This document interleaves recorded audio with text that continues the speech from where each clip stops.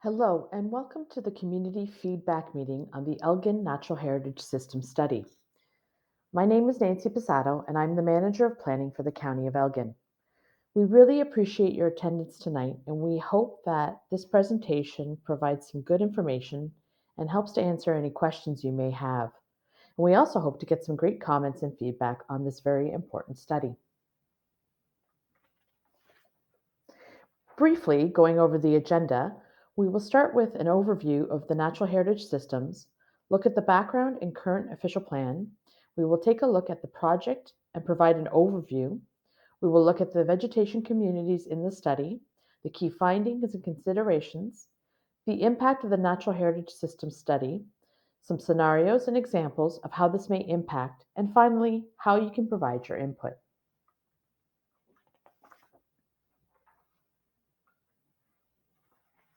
So, what is a natural heritage system?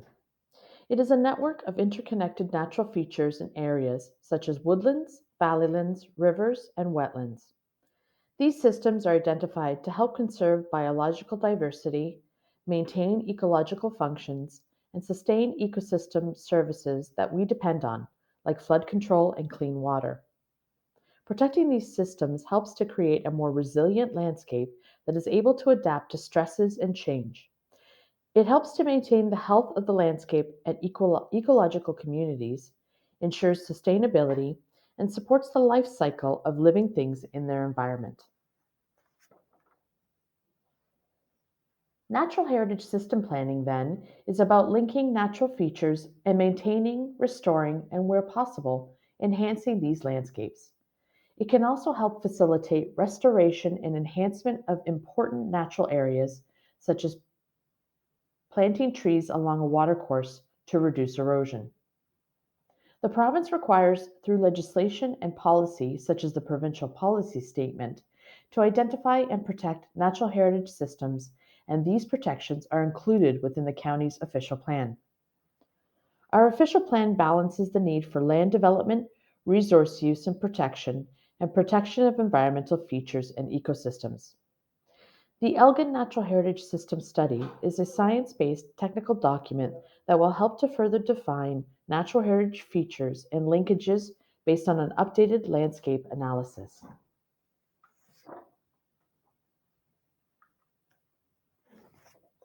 To give some further context, and as I mentioned previously, the province requires that municipalities identify natural heritage systems and preserve the diversity and connectivity. This translates into local policies to help guide development, support stewardship initiatives, foster climate change responses, develop environmental studies, and support conservation efforts. Elgin's current official plan does contain environmental policies that identify and protect natural heritage systems and features. At the time of the county's first official plan in 2013, it was noted that a natural heritage study would be undertaken at the time of the next official plan review, which is now underway. As mentioned on the previous slide, we are reviewing the natural heritage study at this time as part of our 5-year review of the official plan. Our current official plan does contain policies to identify and protect natural heritage features, and these features are shown on Appendix 1 of the plan and were derived from data and aerial mapping from 2010. The Elgin Natural Heritage System study includes updated aerial mapping from 2015. The county will use the study and public feedback we received to update official plan policies to ensure we balance development with ecosystem protection. Based on this infographic, it illustrates some of the issues and challenges when natural heritage features are not protected and are lost. Overall, a loss of habitat leads to a decline in species and isolation of the remainder of the habitat. The preservation of features and connections help to support biodiversity, resiliency, and improve the ecological health of areas.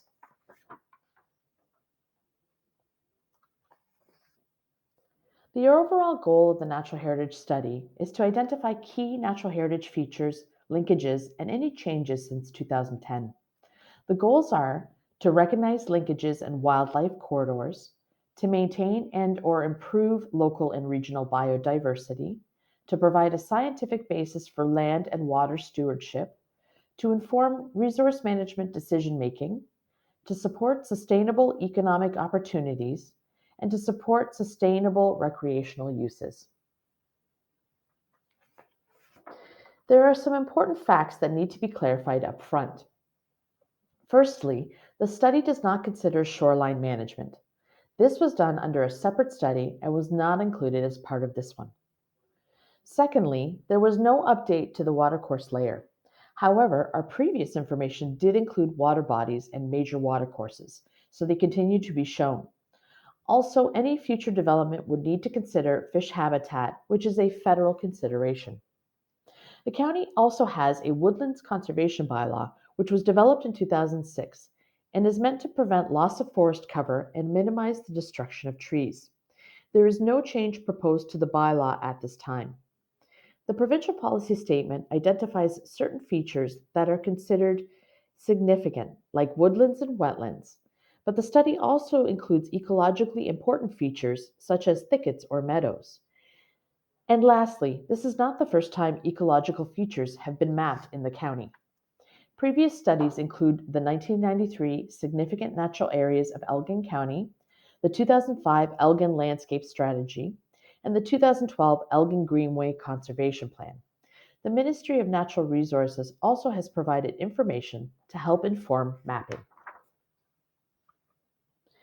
When developing the Elgin Natural Heritage System study, it included involvement from many stakeholders, including the conservation authorities, partner ministries, and each of the local municipalities. The project steering committee was led by the members of the Rural Initiatives and Planning Advisory Committee. The study was completed in 2019 by the Upper Thames River Conservation Authority and relied on the previous information in the 2013 official plan, the most recent updates, which include information from the conservation authorities and the ministry, and the 2015 aerial photography, high quality imagery, and ultimately geographic information systems to help in the review. Other agencies and municipalities provided additional information on public land ownership, which is also included. But there are some limitations. For instance, the 2015 aerial photos were used, which limits the information but is needed to establish a baseline at a point in time. The watercourse layer was not up to date, so it was not updated. And recommendations on system linkages are always going to change based on agricultural lands versus urban areas. For instance, it's easier for wildlife to use agricultural fields to access features than within an urban area. In terms of the timeline, the study was initiated in 2018, and the Upper Thames River Conservation Authority was the consulting team hired to complete the study. Engagement in meetings with key committees was initiated, and the ecological criteria and mapping was agreed to. A draft report was presented to the advisory groups in 2019, and further revisions and drafts followed. In 2020, the County Council reviewed the draft and identified concerns with the study, methodology, and implications to landowners. Council direction was to wait until the province reviewed the provincial policy statement to see if any changes would be made to the natural heritage policies. In May 2020, the revised provincial policy statement did not make any further changes to natural heritage, and Council directed staff to seek public input on the study. As mentioned previously, Appendix 1 of the county's official plan shows previously identified woodlands, provincially significant wetlands, and areas of natural and scientific interest. Also included in the current official plan are policies related to development within or near these features and policies related to environmental impact studies, which are required if development is proposed on or near these features. This is an update to the maps provided in the report, and it shows all of the features mapped through the 2019 study with various ecological land classification categories. So, what do these maps tell us? We see generally that there's an expansion of natural heritage features in most areas and a bit of a reduction in others. All municipalities overall do show an increase in natural heritage features. We also see that new natural heritage features and layers have been added, which help further refine features and connections. So, how do I see if my property is impacted? Maps by municipality are available at the meeting today and on the county's website at www.engageelgin.ca/official plan review. There is an interactive tool available on the county's website as well that will assist you in noting whether your property is affected. Staff are available at these community feedback meetings to help you use this tool, and you can call us anytime because we'd love to help. So, the current 2013 official plan contains existing policies on several environmental categories, such as significant woodlands, habitat of endangered and threatened species, wetlands, areas of natural and scientific interest, wildlife habitat, valley lands, and fish habitat. Appendix 1 in the 2013 official plan shows provincially significant wetlands, provincially significant areas of natural and scientific interest, and woodlands. Other features such as significant habitat of endangered and threatened species, significant wildlife habitat, and valley lands were not actually mapped. Typically, these other features are captured through other significant features like a wetland or a woodland, or would be noted through studies such as an environmental impact study. So, what is proposed through the 2019 Elgin Natural Heritage Study? The study looks at a number of new vegetation communities that we will look at through the following slides. And it also further refines some of those features we see on Appendix 1 with more accurate information. There are 17 types of vegetation communities that were used for the study, and each of those communities were assigned to a vegetation group. The woodland vegetation group is an existing layer from the 2013 official plan. The study further breaks this down into 8 vegetation communities. Some of the wetland vegetation group is within the official plan, and the draft study breaks this further down into 7 communities, which are treed or untreed. The thicket vegetation group is a new group and was not previously delineated in the official plan. It's broken down into 4 vegetation communities. The meadow vegetation group is a new class and was not previously identified in the official plan. It is made up of 2 vegetation communities. And finally, water features were previously identified and are shown in the county's official plan. And they're made up of 2 vegetation communities. The connected vegetation feature is also a new class not previously defined in the county official plan. It's made up of trees and or shrubs that connect 2 or more vegetation communities, like a hedgerow or a natural fence row.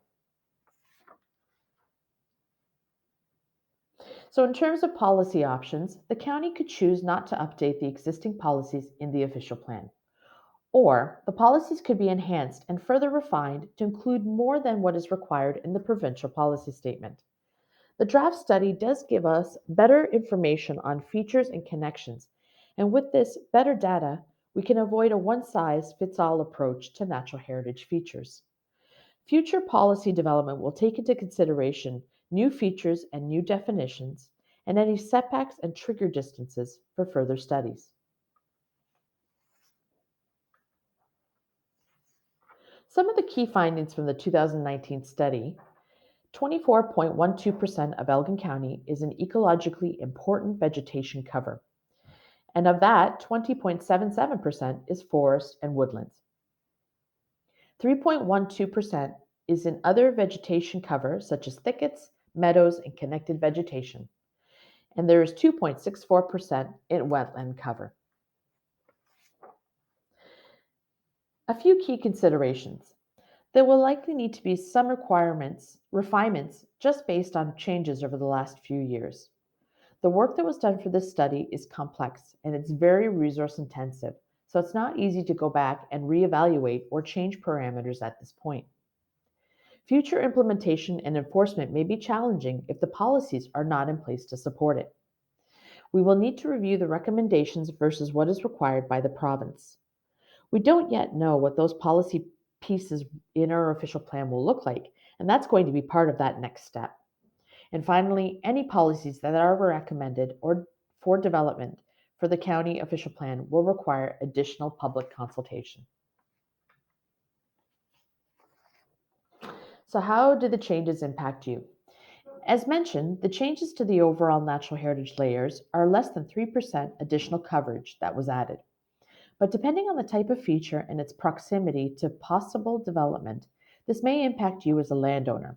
For instance, the requirement for an environmental impact study will continue, and that means that any development proposed within or near a feature requires further study at the landowner's expense.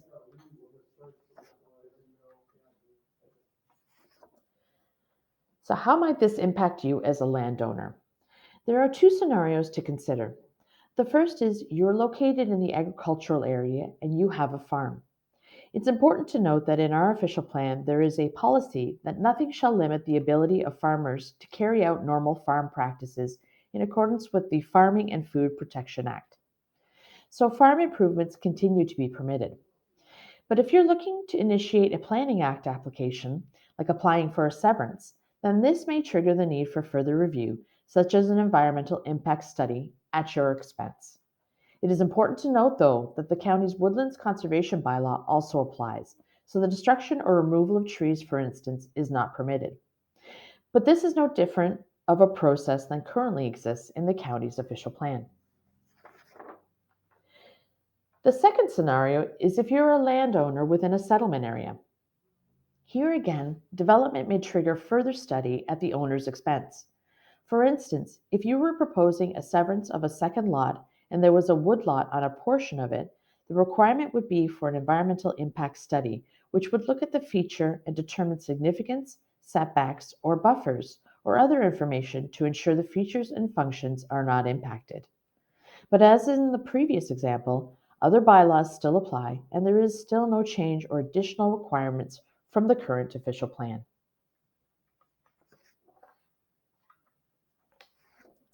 This is a lot of information we've just presented to you, so we would very much like to receive your comments tonight if you can. But if you'd like to consider this and provide your comments at a later date, information on how to do this is provided on this slide. We also have engagement sheets that you can take with you and provide at a later date. We've asked that you provide your comments by November 26th, if possible.